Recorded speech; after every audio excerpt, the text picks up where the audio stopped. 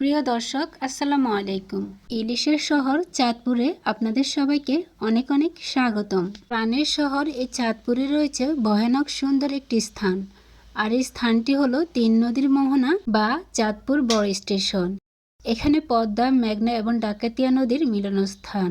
আজ আমি আপনাদেরকে নিয়ে যাব এই তিন নদীর মোহনার দর্শনীয় স্থানটিতে।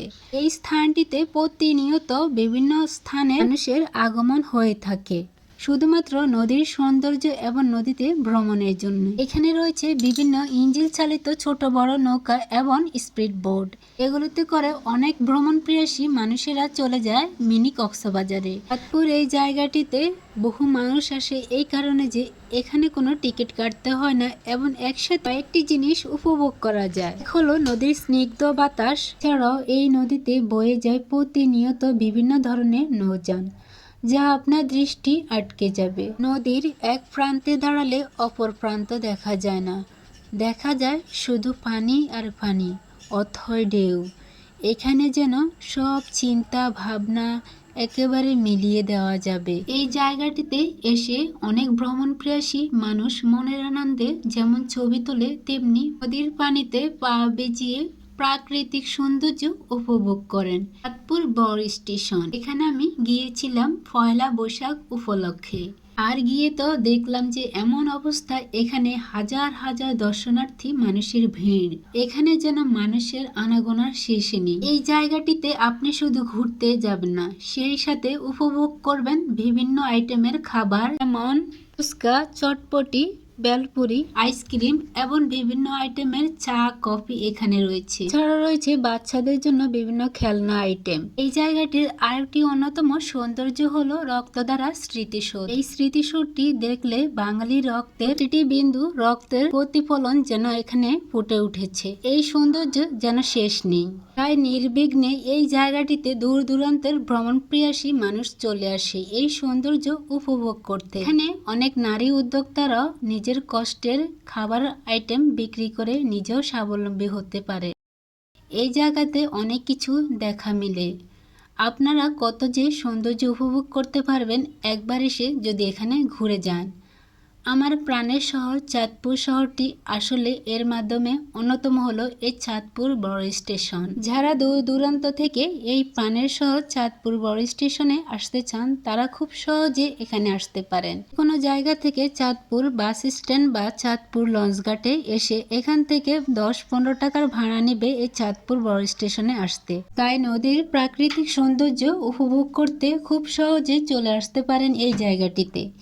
এই জায়গাটিতে আসলে আপনারা খুব সহজে এই নদীর সৌন্দর্য উপভোগ করতে পারবেন। প্রিয়জনের সাথে নদীর সৌন্দর্য উপভোগ করার জন্য এই জায়গাটি অন্যতম সৌন্দর্যের স্থান। এই জায়গাটিতে যারা দূর দূরান্ত থেকে আসবেন, তারাও কিন্তু এই জায়গাটিতে সারাদিন থেকে রাত্রি যাপন করার জন্য রয়েছে বিভিন্ন হোটেল, বাসা। তো আসলে এই জায়গাটির সৌন্দর্যের কথা বলে শেষ করা যায় না। এখানে রয়েছে বহুল পুরাতন কিছু বট গাছ, যা সবুজ শ্যামলে ভরা এই নদীর প্রাকৃতিক সৌন্দর্যকে আরো মনোমুগ্ধকর করেছেন। নদীতে ভ্রমণ করতে চান, তারা খুব সহজে এখানে ভ্রমণ করতে পারবেন। কত ব্যস্ততার মাঝে নিজেকে ক্লান্তিময় দূর করার জন্য এই নদীর কিনারায় একবার এসে বসলে যেন নিজের সকল ক্লান্তি দূর হয়ে যায়। এখানে সকল বয়সের নারী, পুরুষ, বাচ্চারা এসে ছবি তোলেন, ঘোরাঘুরি করেন। খুবই সুন্দর একটি জায়গা। সময় কাটানোর সাথে সাথে এখানে রয়েছে বিভিন্ন মুখরোচক খাবার, যা আপনার সময়টাকে আরো আনন্দময় এবং সুন্দর করে তুলবে। তাই যে কোনো জায়গা থেকে আসলে এই জায়গাটিতে অবশ্যই আসবেন। এই জায়গা থেকে আপনারা ইচ্ছে করলে মিনি কক্সবাজারে গিয়ে ঘুরে আসতে পারেন। এই জায়গাটি আপনারা অনেকে মোহনপুর পর্যটন কেন্দ্র হিসেবে জানেন। ওই জায়গাটিতেও আপনারা খুব সহজে স্পিড বোটে করে চলে যেতে পারেন। একসাথে অনেকগুলো সৌন্দর্য উপভোগ করতে পারবেন। এই চাঁদপুর জেলাতে রয়েছে অসংখ্য গণিত পর্যটন এবং সৌন্দর্যের উপভোগ করার মতো স্থান। তিন নদীর মোহনার এই প্রাকৃতিক সৌন্দর্য যেন এক টুকরো সবুজে ঘেরা ভূখণ্ড। এই জায়গাটিতে দাঁড়ালে দেখতে পারবেন পুরান বাজারের যে নৌযানে করে বিভিন্ন মালামাল আনা নেওয়া করে। আর এই পুরান বাজারটি হলো পুরনো একটি বাণিজ্যিক বাজার, তাই তো তারা প্রতিনিয়ত এই নদীপথে বাণিজ্যিক করে থাকে। তো এই তো দেখতেই পাচ্ছেন পয়লা বৈশাখ উপলক্ষে শত শত মানুষ এই জায়গাটিতে এসেছেন এবং ছবি তুলেছেন এবং মনের আনন্দ ঘোরাঘুরি করেছেন। আর যেহেতু ওই দিন পয়লা বৈশাখ ছিল তাই ওই দিনে অন্যরকম একটা ব্যবস্থা ছিল, সেখানে খাবার দাবার খেলনা আইটেম যা জিনিস অনেক বেশি উঠেছিল। এছাড়াও গৃহিণীদের জন্য রয়েছে এখানে ঘর সাজানোর বিভিন্ন জিনিস যা সহজে এখান থেকে নিতে পারেন। পয়লা বৈশাখ উপলক্ষে যেহেতু অনেক মানুষ এসেছিল আর অনেকগুলো দোকানপাট এখানে হয়েছিল, অনেকেই খুব ভালোই করেছে, অনেকে অনেক কিছু কিনতে পেরেছে।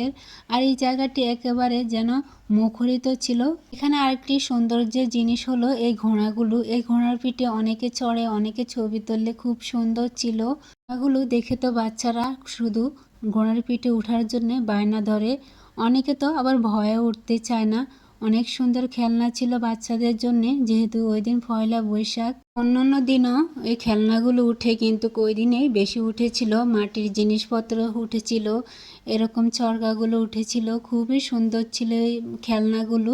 যেহেতু ওই দিন বাচ্চাদেরকে নিয়ে অনেকেই ঘুরতে গেছেন, তাই বাচ্চারা তো মাটির জিনিসের সাথে সাথে এরকম চরকা সব কিছুই খেলনা কিনেছেন। তাছাড়া ছিল বাচ্চাদের জন্য রাইডার, খেলার জন্য বিভিন্ন রাইডার রয়েছে এখানে। সবকিছু মিলিয়ে ওই দিনটা খুবই সুন্দর ছিল এবং ওই জায়গাটি খুবই সুন্দরভাবে উপভোগ করলাম। ভিডিওটি আজ এই পর্যন্তই। সবাই অনেক বেশি ভালো থাকবেন, সুস্থ থাকবেন। আল্লাহ হাফেজ।